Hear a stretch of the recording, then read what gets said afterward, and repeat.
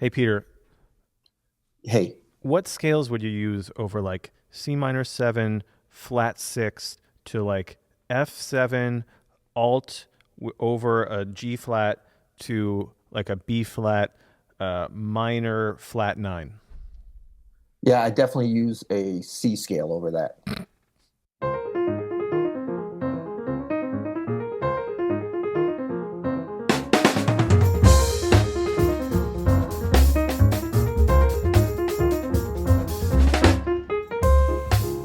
I'm Adam Maness, And I'm Peter Martin. Peter Martin in Denver, Colorado, and you're listening to the You'll Hear It podcast.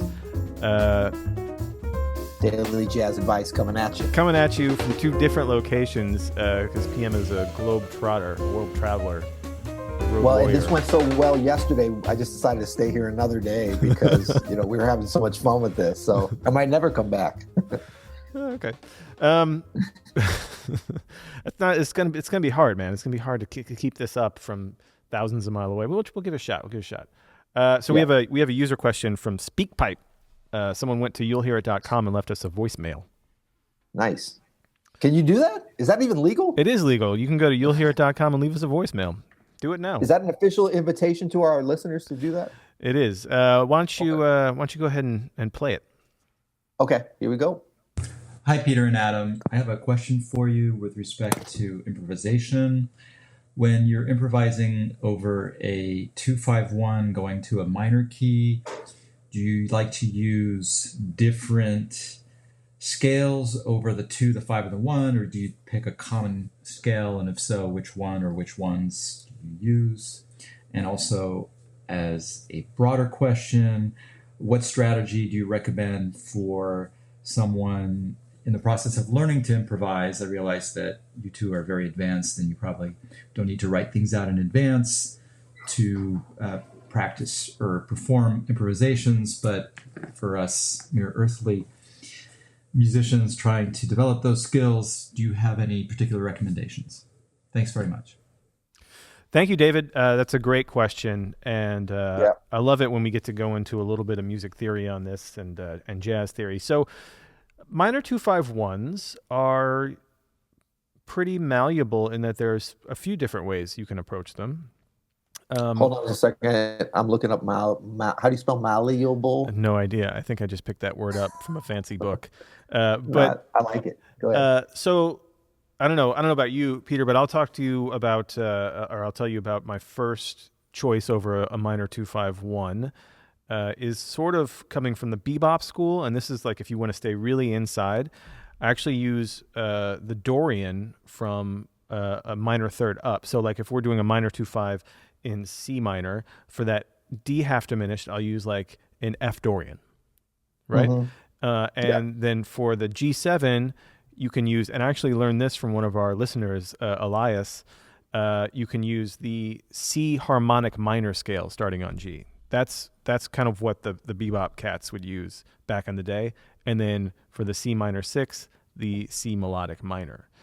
So those three scales, right? The F Dorian, the C harmonic minor starting on G. I don't even know what that would be called, but and then the C melodic minor. Those are going to give you a very inside sound for a minor 2-5-1 if you can kind of follow all that. So like, if you transcribe any like Bud Powell, you could actually hear Bud Powell sort of on that D half diminish, play something he might play over an F minor 7. You know what I mean? Like there's some similar licks and similar movements around that. And then when they get to that G, there's that flat 9 sound, there's the B natural, and then the rest is like a C minor. So you feel really inside that harmony. Yeah. I like that a lot. So I want to dive into the harmonic minor one after, because I didn't quite understand that one. But the one you're talking about here, I've actually never thought about it like that. So F Dorian instead of really enharmonically or diatonically, it's the same as a D. What is that? What's the 7th scale degree one? That whatever that we you know what, we got to look at a picture of some Greek columns before we start these episodes, because that'll help line us up. Well, that's the thing.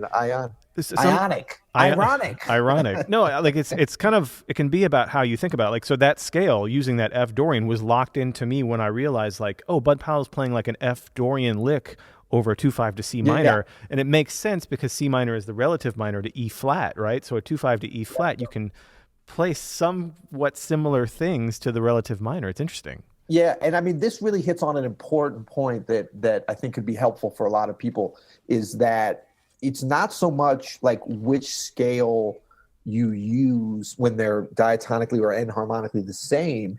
It's about the function of where it can take you. Right. And so I realized, although I've never thought about that F minor, that minor third up from the 2 of the 2/5 minor, 2/5 to a minor chord, I've definitely played those same kind of bebop licks. And I kind of take it a step further. Like when I go F minor, with like the 9th kind of arpeggiating even up to the 11th or whatever over that D, then over the G7, I'll go kind of like B flat 7 altered or B flat 7 diminished. It totally works. It works. And then you can kind of slide it down to like a G altered even, and then you're at the C minor. That's right. And then you're getting those cool melodic ideas based upon these patterns that are suggested by these kind of alternate, although not that alternate, harmonic areas from what the original chords are. Yeah, and hey, look, sometimes we get yelled at because people like to think of scales as from their root for intervallic reasons, and that's fine if that's your bag or whatever. But for me, a lot of these scales, especially like you said, the B flat altered works over the G7 just great. So sometimes thinking about it, it just saves my brain space from having, you know what I mean? I'm just thinking about one thing instead of having to transpose all this stuff. And I mean, I really think this is an area where you can get into that kind of esoteric concept that we talk about a lot, and a lot of jazz musicians, a lot of musicians, really a lot of just artists talk about, which is like being able to hear something in real time as you're improvising. So this gets very difficult. And I think what happens is, for some people, they want to explain everything from a theoretical standpoint, because it's like watching a great baseball pitcher when you can slow everything down and you go back in time and say, look at the way he did this, right. The way he twisted his hand and everything. And that's all fine, but you can't think about that in the real time of throwing a baseball any more than you can in when you're playing fast bebop over a 2/5 to a minor chord, right? Right, and also what really matters is the results. Did he strike him out, or did the guy hit a home run off him? You know what I mean? So how does it sound, actually, like what you're playing, That's exactly it. And that's our equivalent, is like, how did it sound? If you have the theory to back it up or not, it really doesn't matter if what you're doing is sounding good. And so what this enables you to do, if you start on that F minor, now you maybe you're thinking about that, especially as you're practicing it, but this will become a part of your kind of just automatic place that you go once you practice it enough. But if you start at that F minor place, what's happening is you're not actually thinking, you're starting out thinking F minor over the D half diminished. But then when you get to the G7, you're not actually thinking, okay, now what's the substitute for G7? You're thinking about, where did the F minor lead me to? Yeah, exactly. We know we've got a place to go, which is C minor. We can get there whenever we want. We can even get there, the way Charlie Parker and Bud Powell and the Bebop Masters, they got there late sometimes. Yeah. They were in time, but they got there at the next measure, and then they caught up later. That's where the interesting stuff happens. So you're not so much thinking, okay, F minor substitutes for the D chord, and then G7, B flat 7 altered substitutes for G. No, you're thinking B flat is a cool place to go based upon the melody you're improvised coming off of that F minor. That's right. And when you have the experience to make it work, it's going to work, and it's going to sound good. Yeah, and then it becomes really more of a concept, and the theory behind it becomes you're leading from a melodic standpoint. Now there's of course rhythm and harmony and all that working in there, but really the melody is kind of the leading indicator, and the harmony becomes the lagging indicator of how you're improvising. And that's, look, you can do it any way that you want, but if you want to do some authentic OG bebop style, that's the way you do it. That's true. So let's go a little bit further in time. We're not going too much further here, but by the sort of late 50s, people had stopped using, not everybody, but some folks had started using more of that. What is it? Super Locrian? I don't even know what these scales are called. I just know what they sound like. But more melodic minor sound rather than the Dorian sound. So it's the same. You could still think of it as F melodic minor. So you have that E natural now instead of an E flat, which is interesting because you're taking yourself out of the key of C minor, which was what the 2/5 is a part of. So you would have D, E natural, F, G, A flat, B flat, C, and then we're back to D as your half diminished sound. And then for the 5, you'll start hearing more altered scale sounds, right? Yeah. So over the actual 5. Over the actual 5. Over the G7, you would hear, based off of the A flat melodic minor, you'd hear G, A flat, B flat, C flat, B natural, D flat, E flat, F, and then you're back to G. And then the C is the melodic minor again. And there's some good examples of this. Go ahead. Go ahead. We finally got. This was our first breakdown. We got lag breakdown. Okay. Well, you're gonna have to fly back to St. Louis now. We'll finish this here in the podcast. No. So I was just gonna say, a really great and obvious example for you to check out is from Bill Evans' trio recording of "Beautiful Love." It's a beautiful recording, and I mean it's a swinging recording too. Great solo, easy solo to transcribe. I transcribed it when I was super young. But you really get how those melodic minor sounds work. That natural 9 over the half diminished chord. He was such a master at making that sound almost like French impressionistic. You know what I mean? As he was apt to do. Yep. Yeah, and I mean, I think that you know, in terms of, you know, the tension and release is what that scale, whatever we decided to call it, but with that natural 9th over the half diminished. Going, I mean, look, when you're going more traditionally with the F Dorian or E flat major scale, you know, over the 2, the D half diminished. When you're going from that to the G7, your main sort of tension and beginning of resolution goes from that C to the B natural. Yep. And that's whether you're using an altered or even just a straight dominant or diminished or whatever on the 5. Now, putting in that E natural, that natural 9th over the 2, the D half diminished, now you've got that sliding down to the E flat, and you've got the C going down to the B. And those become important areas, whether you're playing kind of bebop, more modern, or anything. It's just another area for you to play with that tension and resolution. Bro, that can either slide down to the E flat, or you could slide that up to the F on the G. You know what I mean? That's what's so great about that E natural is there are some voice leading opportunities there that aren't presented as clearly with the E flat. I really like that using that, you know.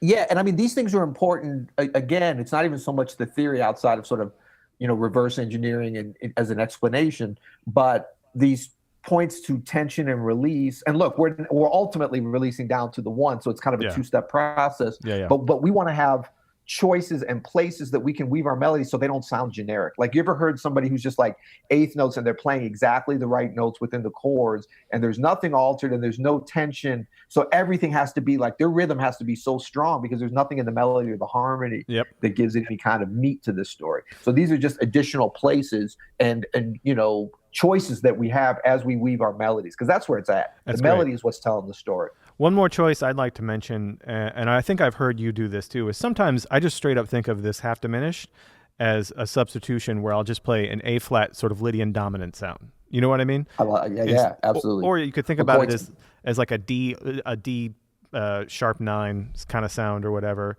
Yeah. But having that F sharp in there, that G flat F sharp in there, I like that sound on a minor 2/5.